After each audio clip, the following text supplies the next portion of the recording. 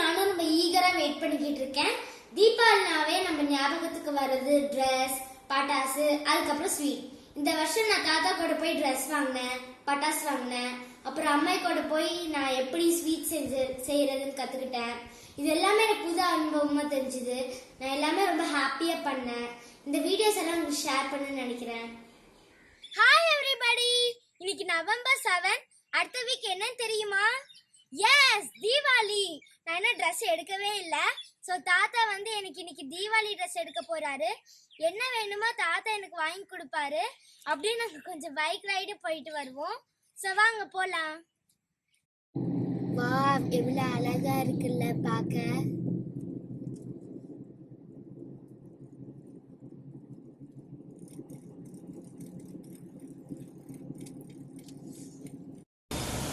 நாம இப்ப ஈரோடு டவுனுக்கு வந்துட்டோம். தீபாவளி இப்ப களை கட்டிட்டு இருக்கு.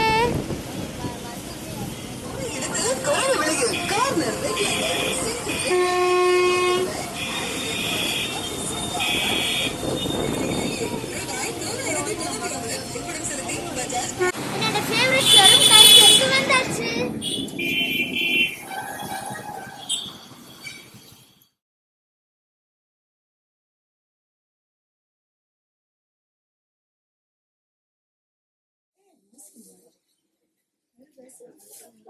சூப்பரா இருக்கு.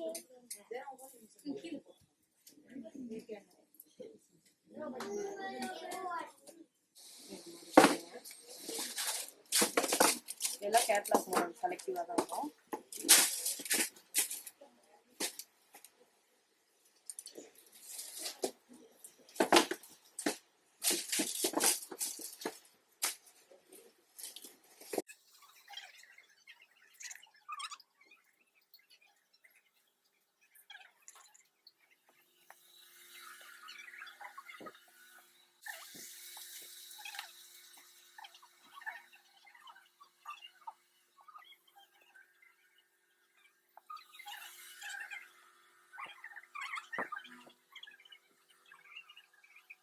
இங்க நிறைய சோலி கலெக்ஷன்ஸ் இருக்கு. சோலில எனக்கு இதுதான் ரொம்ப பிடிச்சது, ப்ளூ அண்ட் பிங்க். ஸோ நான் இதை எடுக்க போறேன். எனக்கு இந்த கலர் ரொம்ப நல்லா செட் ஆயிருக்கு. ஸோ ரொம்ப ஹாப்பியா இருக்கு.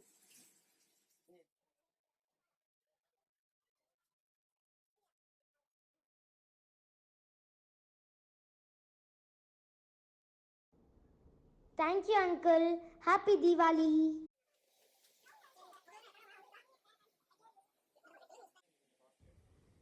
தேங்க்யூ தாத்தா. எனக்கு பிடிச்ச சோலி ட்ரெஸ் எடுத்தாச்சு. இப்போ ட்ரெஸ் எடுத்தாச்சு. அடுத்து தீபாவளிக்கு என்ன ஸ்பெஷல்? எஸ், பட்டாசு. ஸோ தாத்தா நானும் இன்னைக்கு போய் பட்டாசு வாங்க போகிறோம்.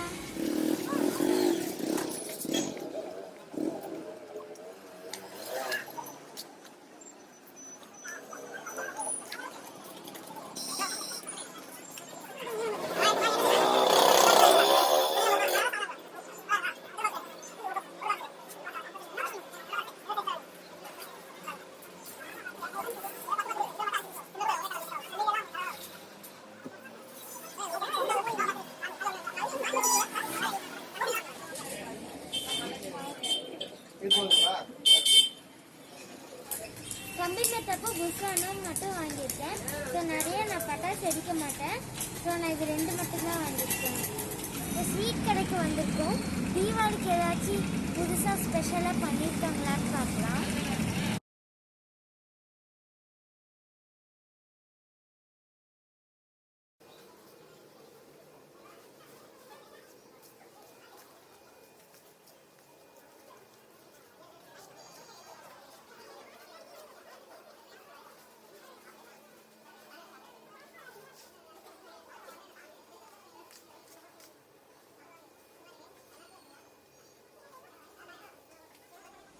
தீபாவளிக்கு ட்ரெஸ் எடுத்தாச்சு, பட்டாசு வாங்கியாச்சு.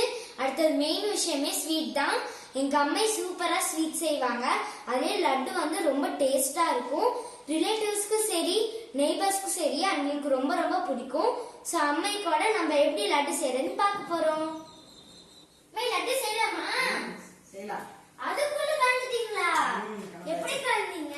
1/2 கிலோ மாவு கொட்டி தண்ணி ஊற்றி லட்டு பார்த்துக்கு வந்துருச்சு.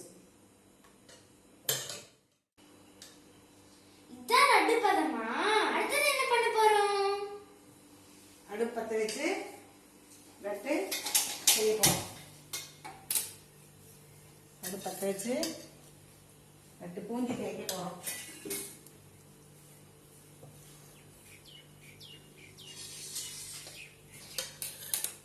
அம்மா போடலாமா? நல்லா எண்ணெய் காயணும். ஆவி வர கொஞ்சமாக எடுத்து நம்ம போட்டு பார்க்கணும். எண்ணெய் காஞ்சிருச்சு இல்லையான்னு போட்டு பார்க்கணும். பொரிஞ்சு மேலே வந்தால் தான் தேய்க்க முடியும். வந்துருச்சு. போத்தலாமா மையே? உள்ள ஊற்றிடாத, என்ன பண்ண ஊற்று அடிக்கி.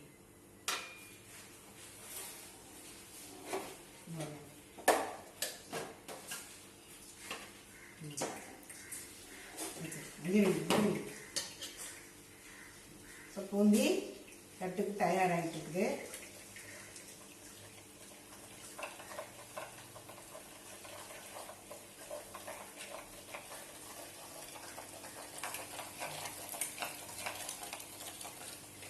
வா, சூப்பரா இருக்கு.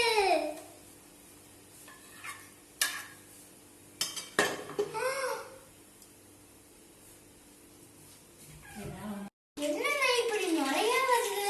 அது கடலெண்ணெய் வந்து அந்த கடலெண்ணெய் யூஸ் பண்ணுறோமா, அதனால எண்ணெய் வந்து பொங்கி வருது. அது பொங்கி வந்துச்சுன்னா நம்ம அடுப்பை ஆஃப் பண்ணிட்டு கொஞ்சம் புளி எடுத்து உள்ளே போட்டோம்னா எண்ணெய் வந்து பொங்காது. ஓகேங்க மையே. ஆனா எப்படி மையே ரவுண்டா வரும்? அது வந்து அரிக்கியில் கீழே கீழே அதில் தேய்ச்சோம்னா இந்த மாதிரி வரும். இப்போ குட்டி குட்டியா வருது. குட்டி குட்டியாக தான் இருக்கும். அப்போ தான் லட்டு பிடிக்க முடியும்.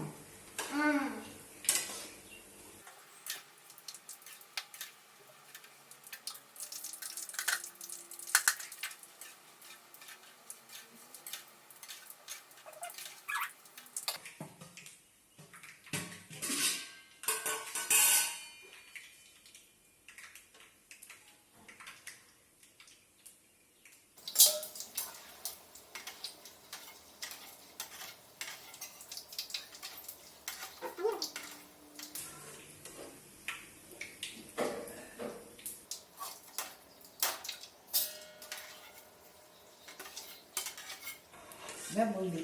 எடுத்து சர்க்கரை போட்டு பாவு காய்ச்சி உருண்டை பிடிக்கணும்.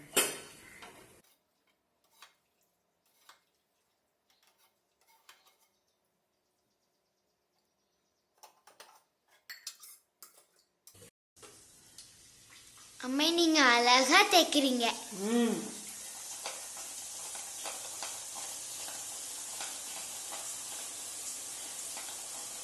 நீ பெருசானா இந்த மாதிரி லட்டுக்கு மாவு கரைச்சி பூந்தி தேய்ச்சி அழகாக லட்டு செய்யலாம். சரியா கண்ணு? சரிங்க மையே. பூந்தி அழகா வந்திருக்கு. வாவ், சூப்பரா வந்திருக்குல்ல.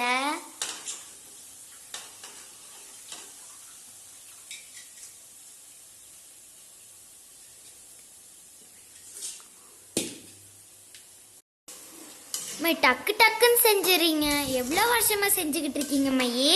நான் 25 வருஷமாக லட்டு செஞ்சுட்டு இருக்கேன். நான் விசேஷம்னா தீபாவளி, யாராவது கெஸ்ட் வீட்டுக்கு போகிற மாதிரி இருந்தால் கடையில் போய் வாங்காமல் நான் வீட்லேயே நானே ரெடி பண்ணி கொண்டு போயிடுவேன். யாருக்கும் கடையில் போய் நான் வாங்குறதில்லை. நம்ம வந்து நம்ம சுத்தபத்தமாக நல்லா நீட்டாக செய்கிறோம். அதனால் சாப்பிட்றவங்களுக்கு எந்த கெடுதலும் இருக்காது, ஆரோக்கியமாக இருப்பாங்க. அதனால கடையில் போய் வாங்குறத விட வீட்டில் செஞ்சோம்னா நம்ம நல்லா நல்லா டேஸ்ட்டாகவும் இருக்கும், நல்லாவும் இருக்கும். ஓ அப்படியா மையே? நான் வீட்லேயே செஞ்சிருவேன் எப்பவுமே. 25 வருஷமாக இப்படி தான். நம்ம உடம்புக்கு ஆரோக்கியமாக இருக்குமில்ல. ஆமாங்க மையே. மை எல்லா மாவும் தேய்ச்சாச்சா? எல்லாம் தேய்ச்சாச்சு. நீ அடுத்தது வந்து நம்ம பாவு காய்ச்சணும். பாவு வந்து சர்க்கரை போட்டு 1/2 கிலோ மாவுக்கு 1 பிடி சர்க்கரை போடணும். சரி மையே. 1 பிடி சர்க்கரை போட்டு 1 டம்ளர் பெரிய டம்ளர்ல தண்ணி ஊற்றணும். தண்ணி ஊற்றி நல்லா பாவு வந்து பதம் வர வரையிலும் காய்ச்சிக்கணும். சரி மையே.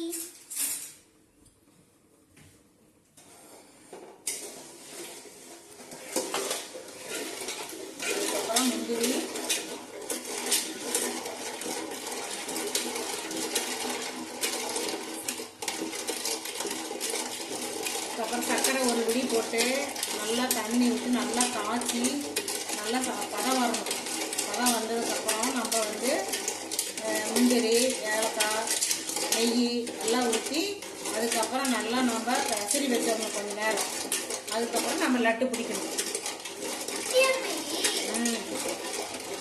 அதான் டேஸ்ட்டாக இருக்கும்.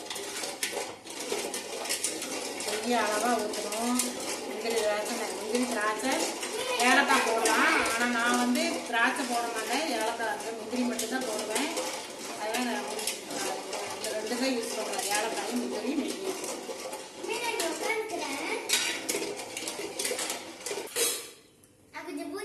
நெய்.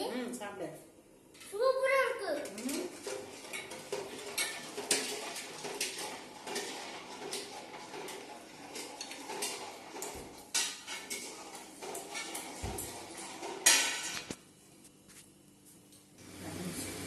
அம்மே பாவு ரெடியா? ரெடி ஆயிட்டே இருக்குமா? எவரு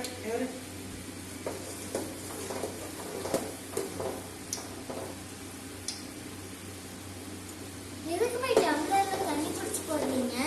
அது வந்து பாவு ரெடி ஆயிடுச்சுன்னா தண்ணியில் கரையாமல் இருக்கும். சக்கரை பாவு வந்து தண்ணியில் கரையாமல் இருக்கும். அப்படியா மல்லி?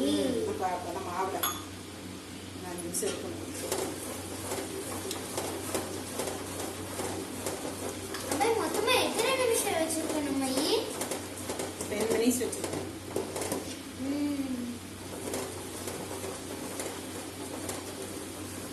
பார்க்கவே யம்மியா இருக்கு.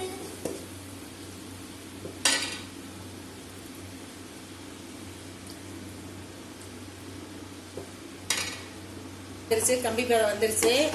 பூந்தி எடுத்து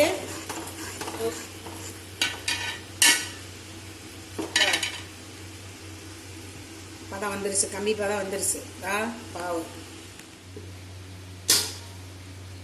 அம்மா இப்ப அடுத்தது என்ன பண்ண போறோம்? பூந்தி எடுத்து பாவுக்குள்ள கொட்டி நம்ம இவ்வளவு கொட்டிட்டீங்க.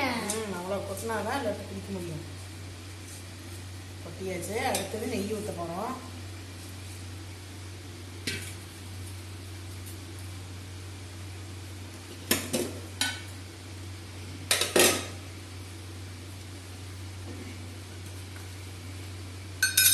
அடுத்தது நெய் ஊற்ற போகிறோம். இது என்ன நெய் மல்லி? மாட்டு நெய். நெய் வந்து கம்மியாக ஊற்றினா போதும்.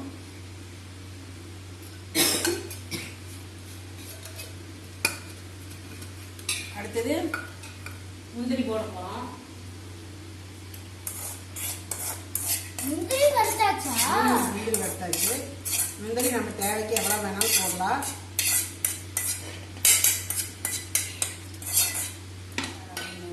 பூந்தி கலக்கி கொஞ்சம் நேரம் வச்சுட்டோம்னா நல்லா பதம் வந்துடும்.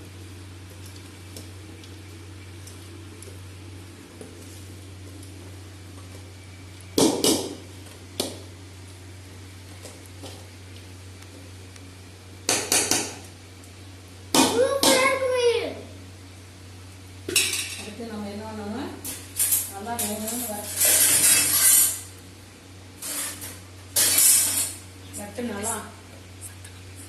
லட்டு நல்லா வரோம்னா நல்லா பூந்தி போட்டு நல்லா உடச்சி விடணும். அப்போ தான் நல்லா பூந்தி நல்லா குத்தி விட்டோம்னா நல்லா உருண்டை வந்து ஒரே மாதிரி வரும். பூந்தியாக இருக்காம நல்லா அழகாக இருக்கும்.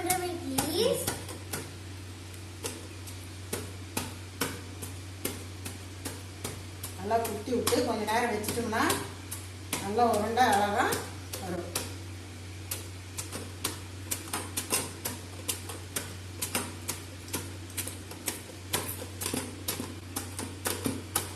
நிறைய பேர் சூடாக பிடிக்கணுமாங்க. அந்த மாதிரி தேவையில்லை. நம்ம வந்து இதெல்லாம் கலந்து வச்சுட்டு கொஞ்சம் நேரம் ஆறுமே பிடிக்கலாம். நல்லா டேஸ்ட்டு நல்லா வரும். உருண்டை நல்லா பிடிக்கிறதுக்கு நெவுன்னு வரும். நிறைய பேர் என்ன பண்ணுவாங்க, சூடாக இருக்கிறதுக்கு கையில் பிடிச்சிட்டே இருப்பாங்க. இந்த மாதிரி தான் பிடிக்கணுங்கிற அவசியம் இல்லை. கரெக்டாக பதம் வந்துருச்சுன்னா அடுத்து சூப்பராக இருக்கும். பூந்தி பதமே எடுக்கணும். நெய் வந்து அளவாக தான் ஊற்றணும். இதுக்கு வந்து அதிகமாக தேவையில்லை. முந்திரி தான் நிறையா போட்டுக்கலாம். நான் திராட்சை யூஸ் பண்ணுறதில்ல, இது புளிப்பாக இருக்குதுன்னு. நான் முந்திரி தான் நிறையா போட்டுக்குவேன், அதெல்லாம் யூஸ் பண்ணுறதில்ல. நல்லா கொஞ்சம் நேரம் வச்சிட்டோம்னா நல்லா ஊறிடும். கொஞ்சம் நேரம் கழிச்சு நம்ம உருண்டை பிடிச்சிக்கலாம். ஒரு 10 10 நிமிஷம் வச்சிருந்தோம்னா லட்டு வந்து 2 கலர்ல இருக்கு மையி. ஒன்னு ஆரஞ்சு கலர்ல ஒன்னு எல்லோ கலர்ல. நீங்க எப்படி பண்ண போறீங்க? நான் வந்து இது பவுடர் போட மாட்டேன், கலர் பவுடர் போடுறது இல்லை. அது வந்து இப்போ என்ன பண்ண போற மையி? லட்டு பிடிக்க போற கையில உருண்டை பிடிச்சி வைக்க போறோம். மை நானும் வந்து பிடிக்கவா? சூடா இருக்கு, லைட்டா சூடா இருக்குது. சூடா பிடிச்சின்னா கை சவுண்டுக்கு. இது சின்ன பிள்ளை.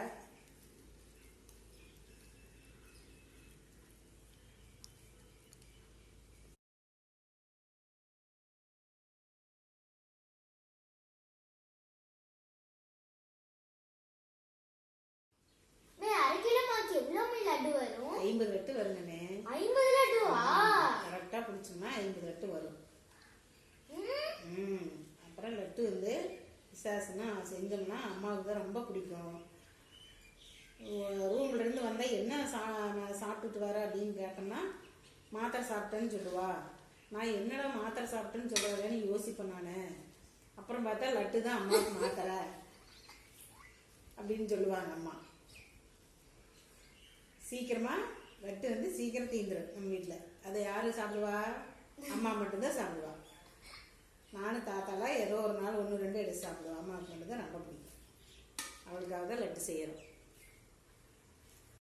நான் லட்டு ஒன்று டேஸ்ட் பண்ணி பார்க்குறேன். சாப்பிடுதம்மா.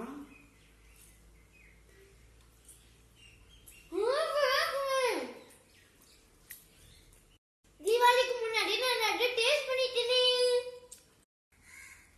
அம்மாவோட தீபாவளி பலகாரம் ரெடி. எங்க சித்தி சிப்பா சிங்கப்பூர்ல இருக்காங்க. இந்த கொரோனா டைம்னால அவங்க இங்க வர முடியல. ஸோ நான் அவங்களை ரொம்ப மிஸ் பண்றேன். அவங்க எப்படி செலிப்ரேட் பண்ணுவீங்கன்னு நான் கேட்டிருந்தேன். அதுக்கு சில வீடியோஸ் அனுப்பிச்சுட்டு இருக்காங்க. நம்ம எல்லாரும் சேர்ந்து அதை பார்க்கலாம். டேய் சிங்கப்பூர் தீபாவளி பாரு. இங்க பாத்தியா லைட்டிங்லாம்? உனக்கு எப்படி இருக்குன்னு காமிக்கிறதுக்காக நானும் சீப்பாவும் லிட்டில் இந்தியா போயிட்டு இருக்கோம் பஸ்ல. இங்க பாத்தியா, இதுதான் லிட்டில் இந்தியா ரோடு. இந்த மாதிரி லைட்டிங்ஸ் வந்து ஒரு 3-4 கிலோமீட்டருக்கு போட்டிருப்பாங்க. அப்படியே ஒரே ஸ்ட்ரெச்ல பாக்குறதுக்கு அவ்வளோ அழகா இருக்கும். இது வீர மாகாளியம்மன் கோவில். லைட்டிங்ஸ்ல வந்து நம்ம இந்தியா பாரம்பரியம் சம்பந்தப்பட்ட சிம்பிள்ஸ் எல்லாம் போட்டிருப்பாங்க. மயில், விளக்கு, தாமரை இதெல்லாம் இருக்கும். ஒவ்வொரு வருஷம் ஒவ்வொரு மாதிரி டிசைன் போட்டிருப்பாங்க. இந்த வருஷம் மயில், தாமரை, விளக்கெல்லாம் வச்சு போட்டிருக்காங்க. அப்படியே ஒரே திருவிழா கோலமா இருக்கு லிட்டில் இந்தியாக்குள்ள. இப்போ லிட்டில் இந்தியா என்ட்ரன்ஸ்ல நம்ம இருக்கோம். தீபாவளி நல்வாழ்த்துக்கள். ஹாப்பி தீபாவளி. லக்ஷ்மி படம் வச்சிருக்காங்க என்ட்ரன்ஸ்ல. என்ட்ரன்ஸ் எப்படி இருக்கு பாரு. இந்த என்ட்ரன்ஸ்ல முன்னாடி 2 பில்லர் மாதிரி ஏதோ ஒரு சிம்பிள்ல டெக்கரேட் பண்ணுவாங்க. இந்த வருஷம் மயில் வச்சிருக்காங்க. இன்னொரு சைடு ஏதோ கன்ஸ்ட்ரக்ஷன் நடக்குது. ஸோ ஒரு சைடு மட்டும் இருக்கு. அப்படியே உண்மையான மயில் நிக்கிற மாதிரியே இருக்குல்ல.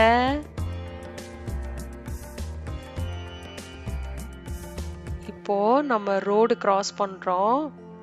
அது கிராஸ் பண்ற போது பாரு, கடைசி வரைக்கும் அந்த ஸ்ட்ரெச் வரைக்கும் எப்படி தெரியுது அழகா.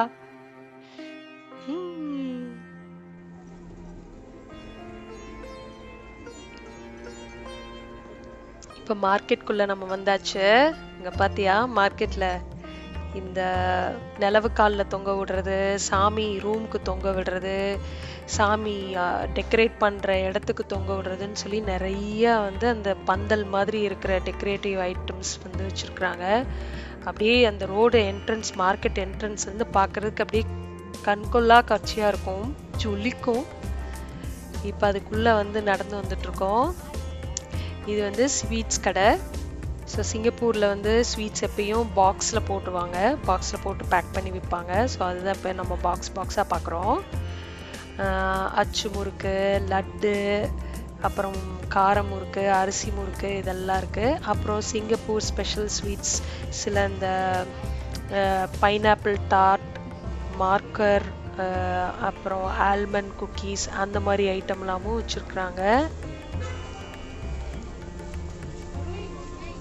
இதுதான் அந்த ஃபர்ஸ்ட் இருக்கிறது பைனாப்பிள் டாட்டு, அதுக்கப்புறம் குக்கீஸு, அப்புறம் நம்மளோட ஸ்வீட்ஸ் எல்லாமும் இருக்கு. இது அடுத்தது பட்டாசு கடை. லட்டு. இந்தியா அளவுக்கு நிறைய பட்டாசு இங்க இருக்காது. வெடியெல்லாம் இங்க வெடிக்க முடியாது. ஆனா லைட்ஸ் வர மாதிரி பட்டாசு மட்டும் இங்க வெடிக்கலாம். ஸோ மத்தாப்பு, குட்டி குட்டி புஸ்வானம் டைப் அதெல்லாம் இருக்கு. அப்புறம் குட்டி பாப்பர்ஸ் மாதிரிலாம் நிறைய இருக்கு. நீ இங்க இருந்திருந்தீங்கன்னா அதெல்லாம் வாங்கியிருக்கலாம். சரி, அடுத்தது சாமி உருவ சிலைகள். விநாயகர், லக்ஷ்மி. இது தீபாவளிக்கு வாங்கி புதுசா சிலை வாங்கி வீட்டில் வச்சு சாமி கும்பிடுற வழக்கம் இருக்கு இங்க. அதனால நிறைய கலெக்ஷன்ஸ் பார்க்க முடியுது சூப்பரா. அப்புறம் இங்க சாமி ரூமுக்கு மணி தொங்குறதும் கீழே ரங்கோலி வைக்கிறதுக்கும் நிறைய இருக்கு. இது ரெடிமேட் ரங்கோலி. இங்க வாசல்ல நம்ம போட முடியாதுங்கிறதுனால இதை வாங்கி நம்ம போட்டு கீழே வச்சு தீபம் ஏத்திக்கலாம். அடுத்தது இதெல்லாம் ஆர்டிஃபிஷியல் மாலை வீட்டுக்கு முன்னாடி மாட்டுறதுக்கு. மாலை தோரணம் மாதிரி, அப்புறம் மணி மாதிரி எல்லாம் நிறைய மாலை. இது உண்மையான பூக்கடை. பூ, தாமரைப்பூ, மாலை. அடுத்தது தீபம். கலர் கலரா பெயிண்ட் அடிச்சு டெக்கரேட் பண்ணி நிறைய தீபம், துளசி மடம், அப்புறம் இலை ஷேப்ல 5 திரி போடுற மாதிரி நிறைய கலெக்ஷன்ஸ் இருக்கு. இதை வாங்கி நம்ம அழகழகா வீட்டில் டெக்கரேட் பண்ணிக்கலாம். பார்த்தாலே வாங்கணும் போல தோணும். இது ட்ரெடிஷ்னல் மண் விளக்கு, குட்டி விளக்கு, பெரிய விளக்கு, 5 திரி போடுறது. இது அப்புறம் மெகந்தி. இங்க மக்கள் ரொம்ப சந்தோஷமா தீபாவளிக்கு செஞ்சுக்கிற ஒரு விஷயம் மெகந்தி. ஃபாரினர்ஸ் எல்லாமும் போட்டுக்கிறாங்க. தீபாவளி சேல். துணிக்கடை வந்தாச்சு. ஸோ இங்க போய் ஜாலியா துணி எடுத்துக்கலாம். ஆஹா, இந்தியாவில் இருக்கிற மாதிரியே இந்த குட்டி டால்ஸ் எல்லாம் வச்சிருக்கிறாங்க. ஷோ டால்ஸ் அழகா இருக்கு பார்க்கறதுக்கே. ட்ரெஸ்லாம் அப்புறம் நிறைய கலெக்ஷன்ஸ் மேலே தொங்க விட்டுருக்காங்க. பேண்ட்ஸ், குர்தாஸ், டாப்ஸ் இதெல்லாம் இருக்கு. சித்திக்கு எதை எடுக்கிறதுன்னு தான் தெரியல.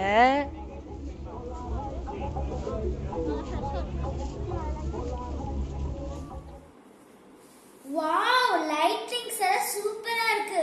அதுவும் அந்த டெக்கரேட்டிவ் ரங்கோலி டிசைன்ஸ் ரொம்ப சூப்பரா இருந்துச்சு. விளக்குல எல்லாம் நிறைய டிசைன்ஸ் போட்டிருந்தாங்க. அது ரொம்ப பிடிச்சிருந்தது. உங்களுக்கு இந்த ப்ரிப்பரேஷன் வீடியோஸ் பிடிச்சிருக்குன்னு நினைக்கிறேன். ஒவ்வொரு வீட்லயும் ஒவ்வொரு மாதிரி கொண்டாடுவீங்க. நீங்க எப்படி கொண்டாடுவீங்கன்னு எனக்கு கமெண்ட் பாக்ஸ்ல அனுப்பிச்சு விடுங்க. நான் அதுக்கு ரிப்ளை பண்றேன். உங்க குடும்பத்தோட சிறப்பா இந்த தீபாவளியை கொண்டாடுங்க. அழகா ஸ்வீட் சாப்பிடுங்க. கம்மியா பட்டாசு வெடிங்க. Let's share the happiness. My name is Anjana.